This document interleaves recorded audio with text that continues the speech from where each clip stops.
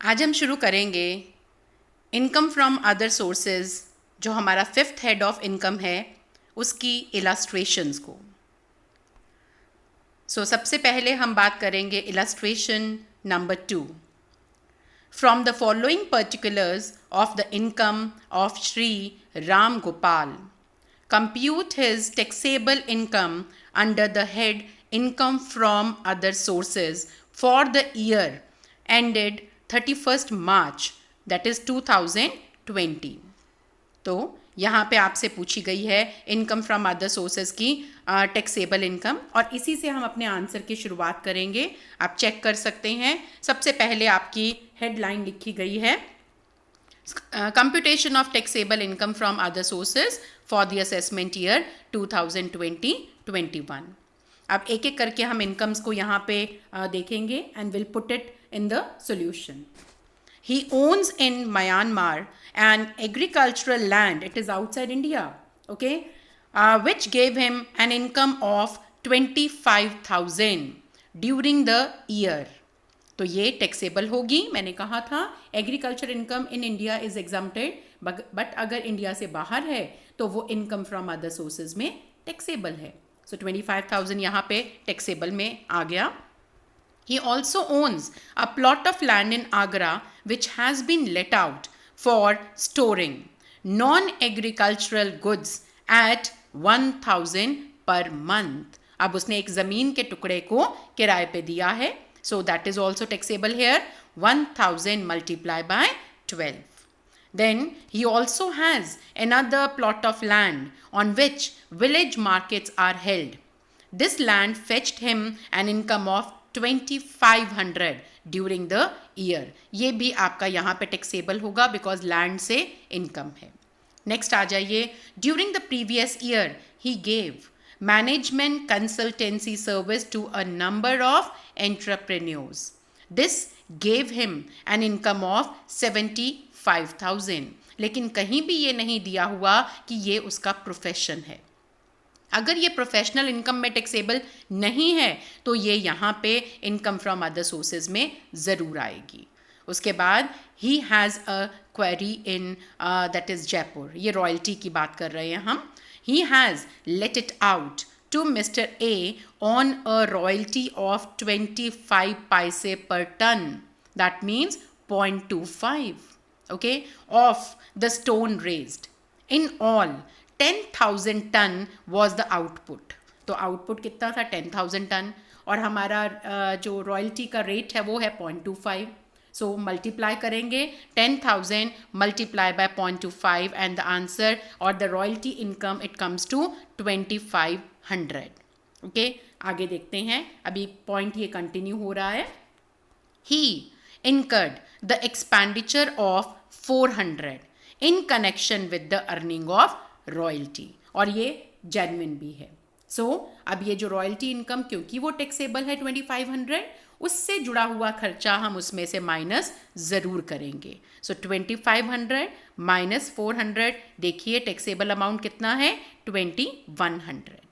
उसके बाद amount received as an advance for the transfer of a capital asset. आप एक कैपिटल एसेट को ट्रांसफ़र करना चाह रहे थे, और जो खरीदार था, जब उसने आपको बुक किया कि ये एसेट वो खरीदेगा, उसने कुछ एडवांस दिया, लेकिन एडवांस देने के बाद जो टाइम पीरियड था उसमें उसने डील फर्दर नहीं करी या बाकी पेमेंट नहीं करी।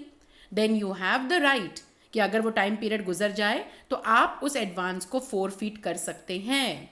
लेकिन ये कहाँ की? नेचुरली आपने फोरफीट किया है तो आपके पास एक एक्स्ट्रा इनकम आ गई, तो वो एक्स्ट्रा इनकम हम कहाँ पे टैक्सेबल करेंगे? इनकम फ्रॉम अदर सोर्सेज में। देखिए ज़रा, 50,000 का ये फोरफीटेड अमाउंट था जो कैपिटल एसेट को बेचने के समय आपने एडवांस में लिया था, लेकिन क्योंकि डील आगे नहीं गई तो आपने 50,000 को फोरफीट कर लिया, जब्त कर लिया। तो 50,000 यहाँ पे टैक्सेबल हो जाएगा। सबका टोटल करने के बाद आपके पास टैक्सेबल इनकम आ जाएगी फ्रॉम अदर सोर्सेज। नेक्स्ट आ जाइए। Shri Hari Gopal is a member of parliament. याद रखिएगा, जो मेंबर ऑफ पार्लियामेंट हैं या एमएलएज होते हैं वो गवर्नमेंट के एम्प्लॉई नहीं होते। They don't have the relationship of employer employee. So उनको मिलने वाली जितनी भी सैलरी है वो यहाँ पे अदर सोर्सेज में टैक्सेबल होगी। दूसरी चीज़, इनको मिलने वाले जितने भी अलाउंसेज हैं वो फुली एग्जम्प्टेड होते हैं। Okay, so member of parliament है। During the previous year 2019-20 he had the following incomes. As a member of the parliament, he received salary 4,000 per month. वो यहाँ पे टैक्सेबल ज़रूर होगी। But a daily allowance also he received. Daily allowance क्या हो जाएगा? Exempted. क्योंकि allowances किसी भी नाम से अगर MPs या MLAs को मिलेंगे that will be exempted. Salary सबकी टैक्सेबल होगी, दैट इज अदर सोर्सेज में। तो सैलरी कितनी है? 4,000 मल्टीप्लाई बाय 12, 48,000। उसके बाद he held the following investments. 10% fix deposit of 10,000। 10,000 पे 10% इंटरेस्ट वाला उसकी सिक्योरिटी है, तो इंटरेस्ट की वैल्यू कैलकुलेट कर लेंगे। तो इंटरेस्ट की वैल्यू पूरे साल की कितनी बनी? 10,000 मल्टीप्लाई बाय 10 डिवाइडेड बाय 100, और वो अमाउंट आ गया आपका, that comes to 1,000। Okay, next बात करेंगे, he received a dividend of ₹500 from a cooperative society. याद रखिएगा, डिविडेंड अगर कोऑपरेटिव सोसाइटी से मिलता है तो टैक्सेबल होगा। और याद रखिएगा एक और चीज़ कि इस पे कभी TDS नहीं कटता, यानी जितना भी अमाउंट मिलेगा वो सारा ग्रॉस अमाउंट है, तो 500 फुली टैक्सेबल होगा। उसके बाद ही वॉन, मैंने कहा था जब वर्ड विनिंग या वॉन आ जाएगा इसका मतलब वो ग्रॉस अमाउंट है। Okay, he won ₹8,000 in crossword puzzles, तो ये पूरा का पूरा यहाँ पे टैक्सेबल होगा, कैजुअल इनकम है। उसके बाद on 1 September 2019 he purchased a plot of land for constructing his house. उसने एक ज़मीन का टुकड़ा खरीदा घर बनाने के लिए। On account of shortage of the funds, उसके पास funds नहीं थे घर बनाने के लिए, he could not get the house constructed. और उसके बाद उसने क्या किया? Hence, let out the plot at 150 per month. लेकिन कब से उसने किराए पे दिया? 1 नवंबर से। तो नवंबर, दिसंबर, जनवरी, फरवरी और मार्च, 5 महीनों का जो किराए की इनकम है that is 150 multiply by 5, this will be taxable under this head. 750 ये अमाउंट बनता है। उसके बाद नेक्स्ट हम देखेंगे, नेक्स्ट इनकम है हमारी, he spend, that is he has let out machinery and furniture and also building to Mr. Krishna Gopal at a monthly rent of 5,000. 5,000 जो मंथली रेंट है ये आपका यहाँ पे दिया हुआ है, that is of machinery, building और इन सब का इकट्ठा जो उसने कम्युलेट करके किराए पे दिया हुआ है।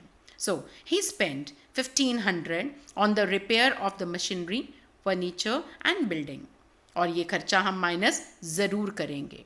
डेप्रीसिएशन का भी है, ये भी ज़रूर माइनस करेंगे। लेकिन सबसे पहले हम बात करते हैं इनकम की।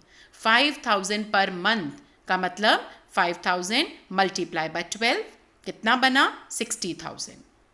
या तो आप चाहो तो 60,000 में से ही आप इनकम्स को आप खर्चों को माइनस कर दो, और नहीं तो एक बार आप सारी टोटल इनकम निकाल लो। टोटल इनकम आपकी बन रही है अदर सोर्सेज की 1,18,250।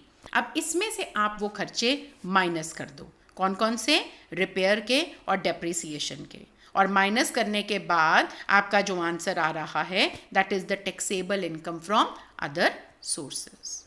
नाउ नेक्स्ट है illustration number 6। Mister Anil furnishes the following particulars of his income for the previous year 2019-20। अब एक एक करके आप इनकम को देखेंगे, टैक्सेबल है तो लिखेंगे, नहीं तो एग्जम्प्टेड लिखेंगे। Dividend on equity shares, understood है जब कुछ और नहीं दिया कि डोमेस्टिक कंपनी से है तो आंसर क्या लिखेंगे? Exempted. Dividend on preference shares, तो कहाँ से है? कुछ दिया नहीं हुआ तो कहाँ से मानेंगे? डोमेस्टिक कंपनी से, ये भी हो जाएगा एग्जम्प्टेड, ये टैक्सेबल नहीं होगा। उसके बाद टैक्सेबल अमाउंट आ रहा है income from letting on hire of building and machinery under one composite lease 27,000। इसको करेंगे हम ऐड, खर्चे इसके बाद में देखेंगे, बाद में माइनस करेंगे। ओके, नेक्स्ट आ जाएंगे interest on bank deposit. Yes, ये पूरा का पूरा हमारा टैक्सेबल हो जाएगा। उसके बाद डायरेक्टर्स सिटिंग फीस, ये भी टैक्सेबल होगी।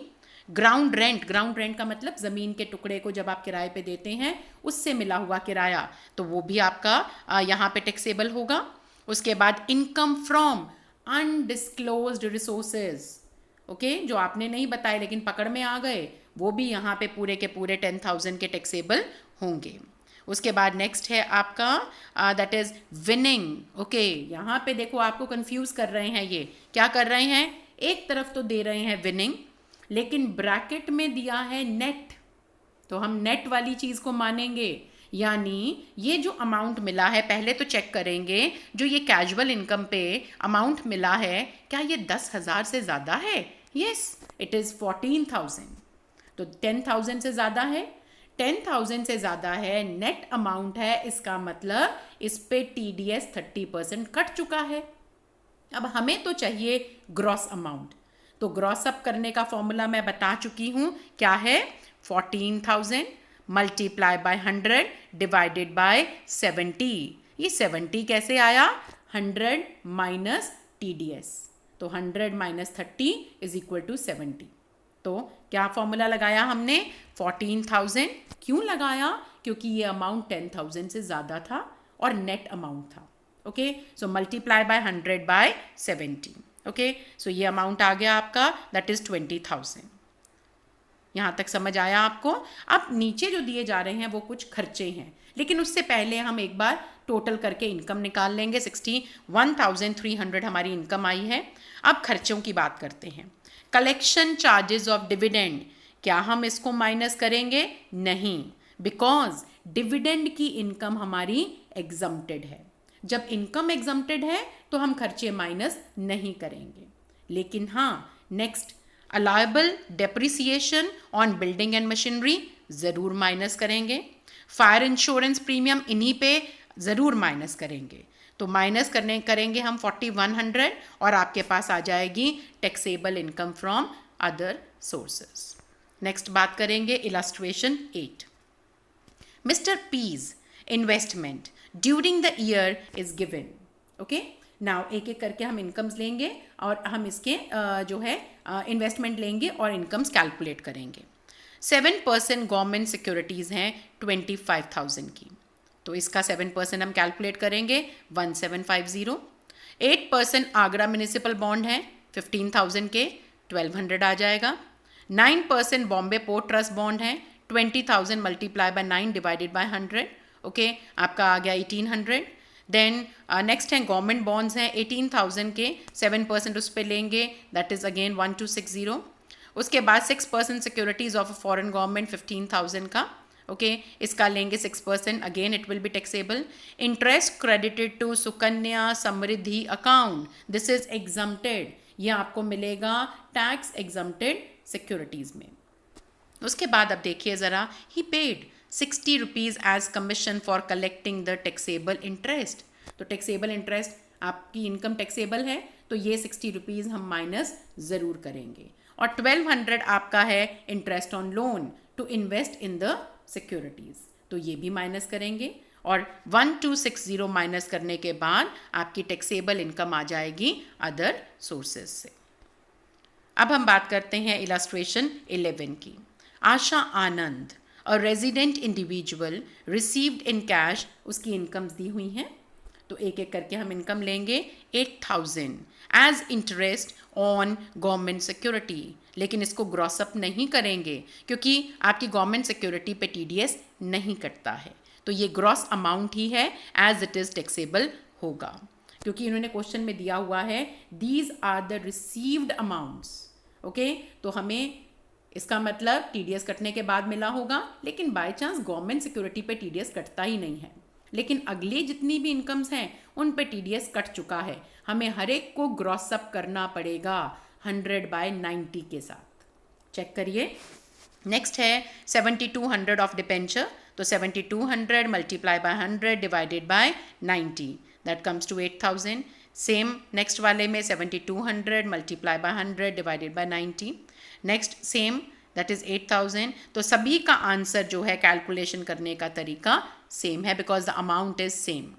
ओके तो हमारे पास आ गई इनकम फ्रॉम अदर सोर्सेज. लेकिन आगे देखते हैं क्या कुछ और तो नहीं पूछा हुआ. Determine the income under the head income from other sources. कोई खर्चे नहीं दिए हुए, कुछ भी नहीं दिया हुआ, इसका मतलब यही हमारी टैक्सेबल इनकम मानी जाएगी. Okay now we come to, हमने एक पॉइंट किया था अपनी थ्योरी में गिफ्ट्स का. ओके क्या था उसमें, गिफ्ट अगर आपको फ्रेंड्स से मिलते हैं या आउटसाइडर से मिलते हैं, देन इन दैट केस अगर वो 50,000 से ज़्यादा हैं तो सारे अमाउंट्स आपके टैक्सेबल हो जाएंगे. ओके लेकिन अगर आपको अपने रिलेटिव से मिलते हैं या आपकी अपनी शादी के मौके पे मिलते हैं अपने फ्रेंड से, then it will be exempted. तो ये सारे पॉइंट्स आपके यहाँ पे काम आएंगे. Mister Akalank gets following gifts. Okay अब चेक करते हैं क्या ये गिफ्ट्स हमारे टैक्सेबल होंगे. Gift of 50,000 from his friend. अगर अभी हम बात करें तो 50,000 तो अभी 50,000 की लिमिट में ही है. अभी तो हम डिसीजन नहीं ले सकते. अभी हम देखेंगे तो ये एग्जम्प्टेड है, लेकिन आगे अभी हम वेट करेंगे, इसको होल्ड पे रखेंगे. नेक्स्ट देखो, gift of jewellery worth 2 lakhs from his fiancee. Fiancee relation में नहीं आती, ओके रिलेटिव्स में नहीं आती, शादी से पहले आपने लिया है, सो ये आपके आउटसाइडर की कैटेगरी में आएगा. इसका मतलब अब देखो ज़रा, 50,000 में 2 lakhs ऐड करा, ये तो 50,000 से एक्सीड कर गया, तो अब 50,000 भी टैक्सेबल होगा, 2 lakhs भी टैक्सेबल होगा, और कोई भी फर्दर आउटसाइडर से मिलने वाला अमाउंट सारा का सारा टैक्सेबल होगा. चेक करते हैं आगे. Gift of 21,000 each from his 2 friends on his own marriage. लेकिन क्योंकि मैरिज की पे मिला है इसलिए ये क्या होगा, एग्जम्प्टेड. उसके बाद नेक्स्ट बात करेंगे, gift of 68,000 from his father's brother. ये तो रिलेटिव की कैटेगरी में है, exempted. Gift of 35,000 from his wife friend again on the occasion of the marriage. ये भी क्या होगा, exempted. Gift of 26,000 from his brothers father in law. ये हमारे रिलेटिव की फ्रॉम हमारे जो रिलेटिव हैं उनकी कैटेगरी में नहीं आता, आप चेक कर सकते हैं. ओके तो ये हमारे आउटसाइडर की कैटेगरी में है, और क्योंकि हमारी लिमिट 50,000 से ज़्यादा हो चुकी है तो ये टैक्सेबल होगा. Gift of 41,000 again from his friend, क्योंकि 50,000 से ज़्यादा क्रॉस कर चुके हैं तो ये भी हमारा टैक्सेबल होगा. And the total taxable amount हम इसमें निकालेंगे 3,17,000. नेक्स्ट आ जाइए इलस्ट्रेशन 19.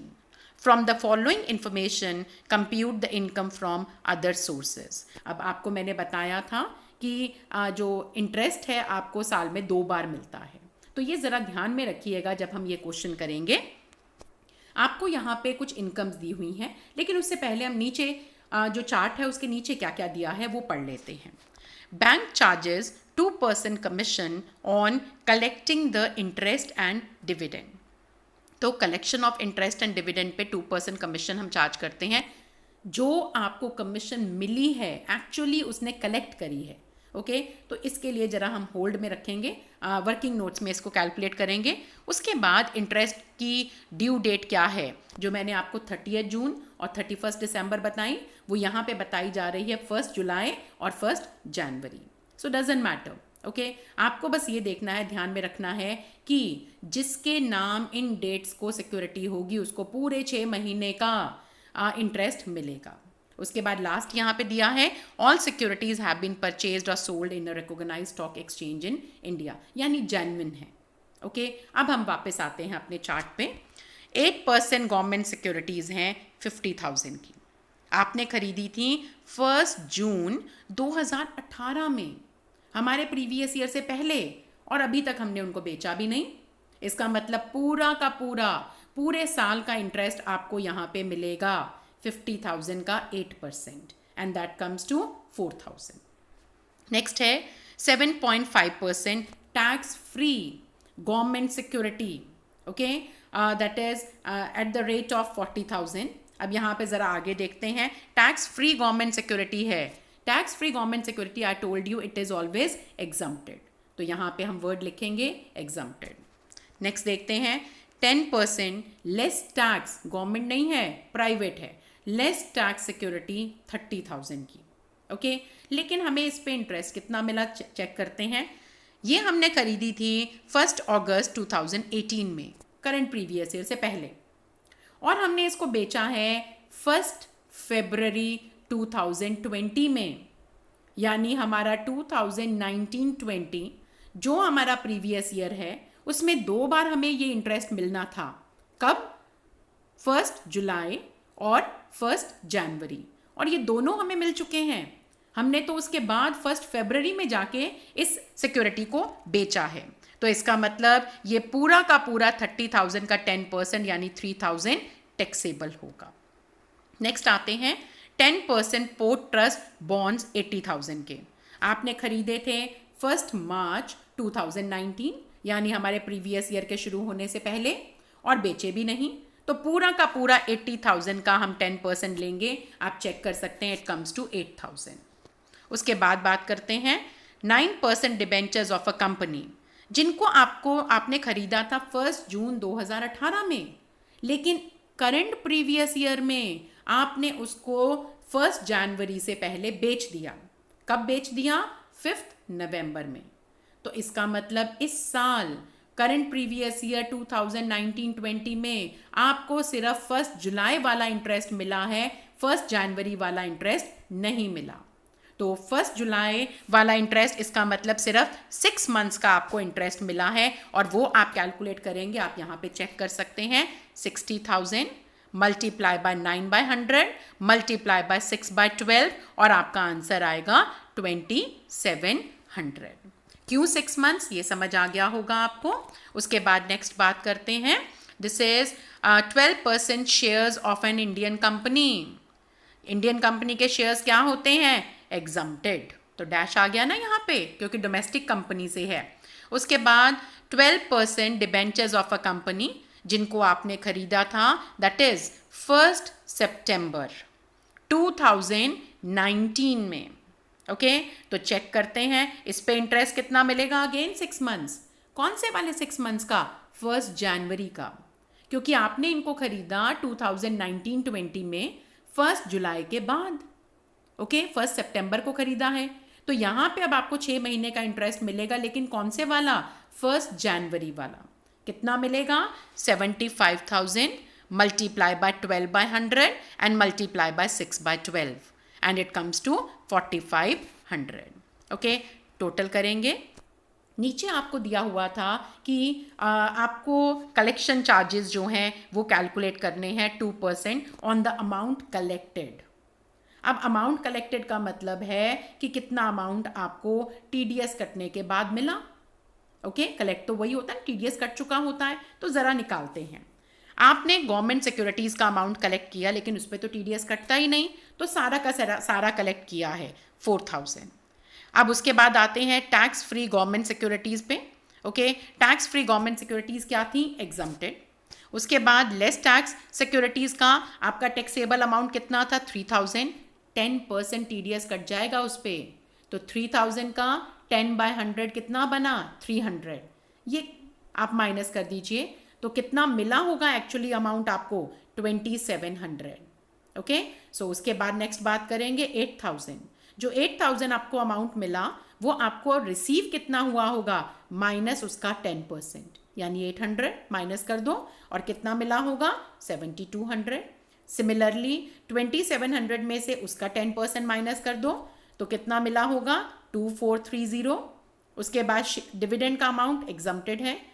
लास्ट 4,500 का भी कितना मिला होगा? उसका 10% माइनस करने के बाद। ये सब कुछ आप वर्किंग नोट्स में करेंगे। तो आपका टोटल कलेक्टेड अमाउंट कितना बना? 20,380। 2% जो कमीशन है बेटा आपने इस पे दी होगी, यानी 20,380 multiply by 2/100 and the amount is 408। ये है जो अमाउंट आप माइनस करेंगे अपनी इनकम में से, और आपके पास आ जाएगी taxable income from other sources. Okay, so this was all आपके कुछ इम्पॉर्टेंट हमने इलस्ट्रेशंस करी हैं जो आपके काफ़ी सारे पॉइंट्स को कवर अप करती है, काफ़ी रूल्स को कवर अप करती है, that is of income from other sources. So thank you for this.